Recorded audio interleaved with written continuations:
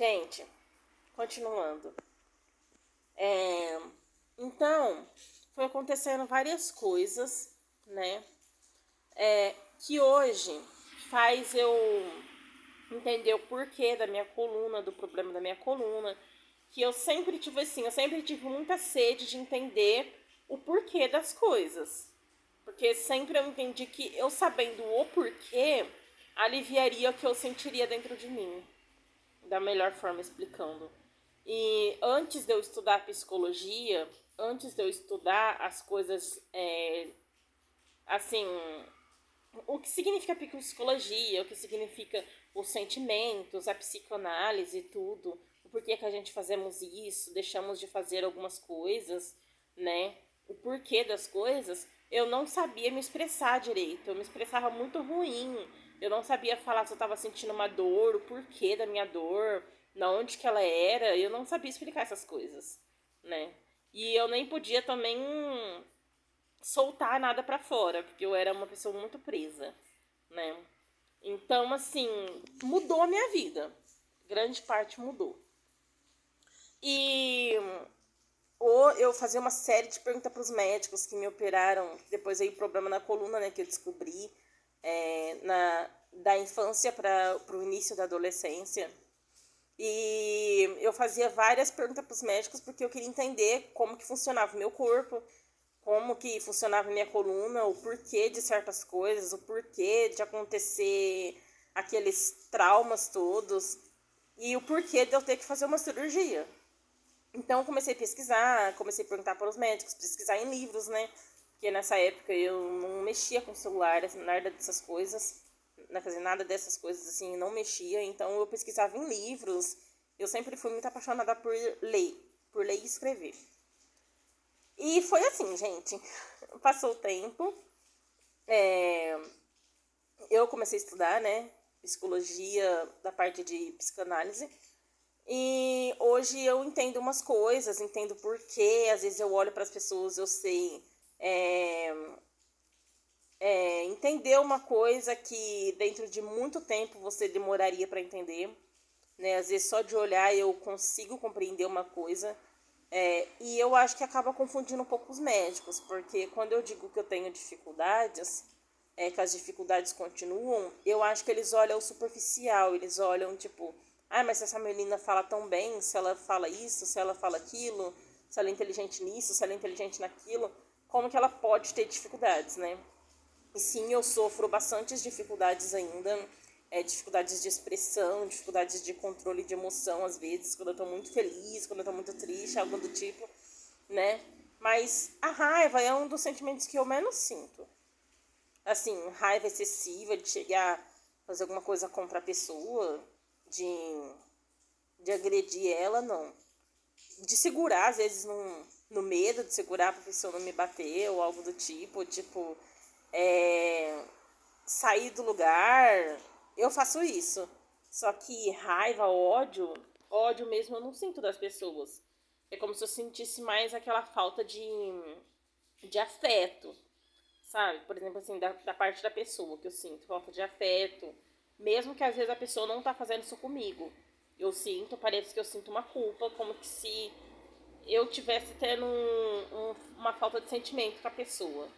Só que, assim, falta de empatia e falta de sentimento eu não tenho.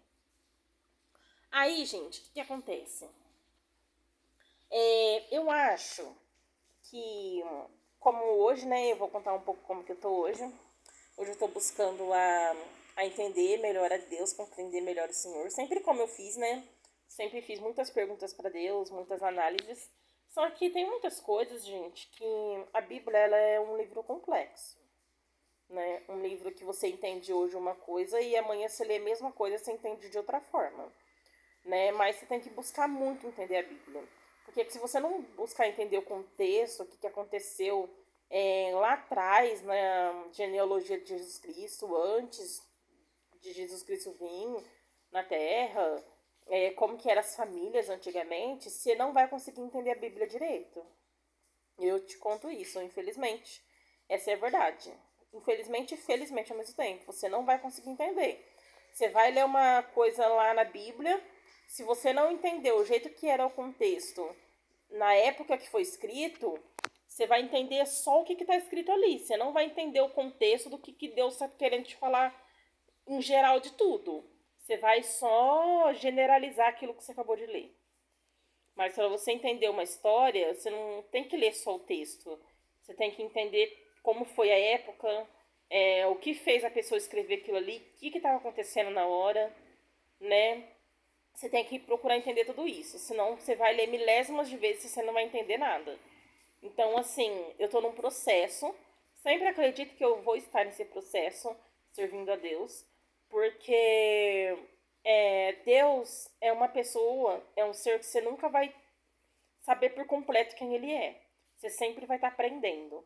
Deus, ele é isso, Deus é assim, Deus é assim, Deus é assim. Hoje eu descobri que Deus é isso pra mim, que Deus fez isso na minha vida.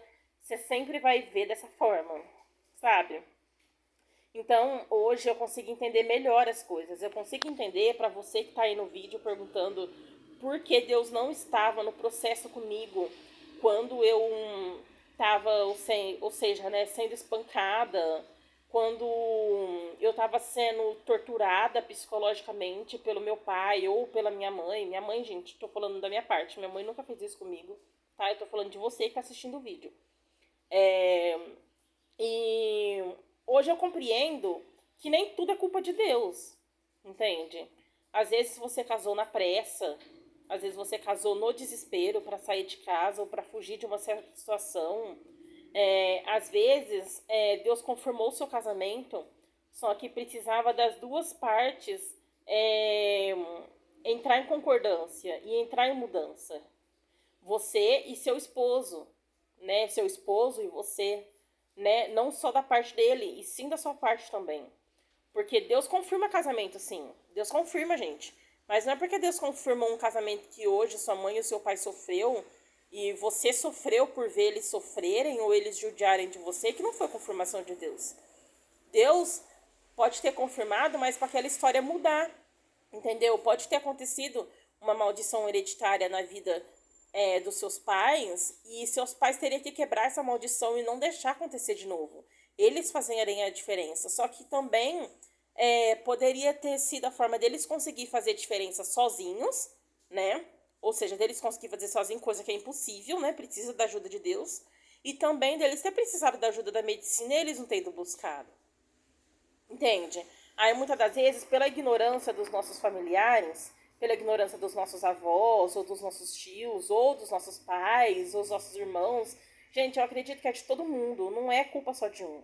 Então, assim, pode ter acontecido um desastre, entende? Pode ter acontecido uma tragédia, uma história triste, uma história amargurada, porque, ou seja, você tá criando seu filho de novo, você tá criando seu filho desde o início.